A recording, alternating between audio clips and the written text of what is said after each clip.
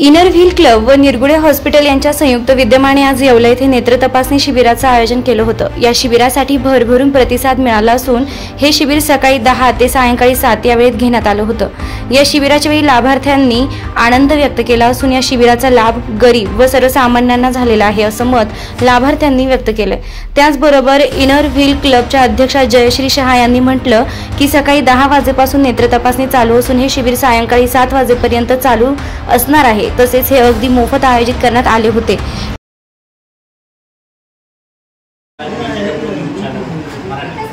तर आज inner wheel club तर्फे आज निरगुडे हॉस्पिटलमध्ये या ठिकाणी नेत्र तपासणी शिबिर या ठिकाणी आयोजित केलं होतं। बऱ्याच लोकांनी नेत्र तपासणीचा जो फायदा आहे तो या ठिकाणी घेतला आहे। तर आपल्यासोबत आज इनर व्हील क्लबच्या अध्यक्षा सन्माननीय जयश्री शहा मॅडम आहेत। आपण त्यांना थोडेसे प्रश्न विचारू।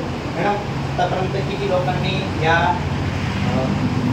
नेत्रदान तपासणीचं शिबिराचं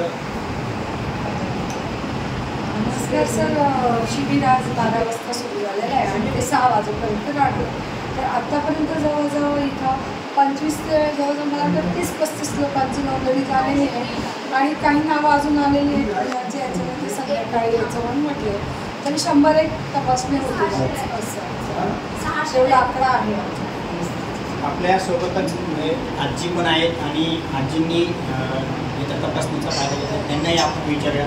आजी, म्हणजे आज डोळे चेक केले, तुम्हाला कसं वाटलं या ठिकाणी? मला व्यवस्थित वाटलं आणि मी इथेच येत असते ना या डॉक्टरकडे। आज तुम्ही पुन्हा नेत्र तपासणी करून घेतो 4 महिन्यात।